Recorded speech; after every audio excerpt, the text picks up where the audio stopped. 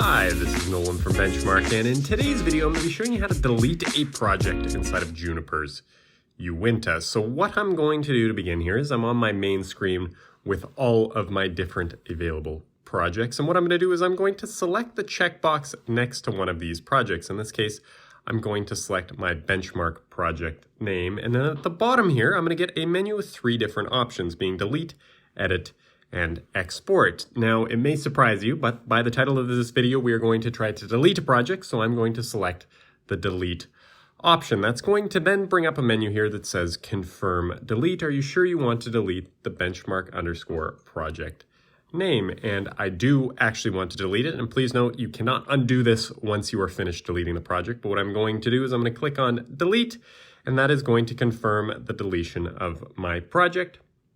At which point I'm going to be returned to this map screen, and you can see I am one project shorter than I began with. And if you have a moment, I would please ask you to hit that subscribe button down below. It really does help us out and helps me keep making these videos.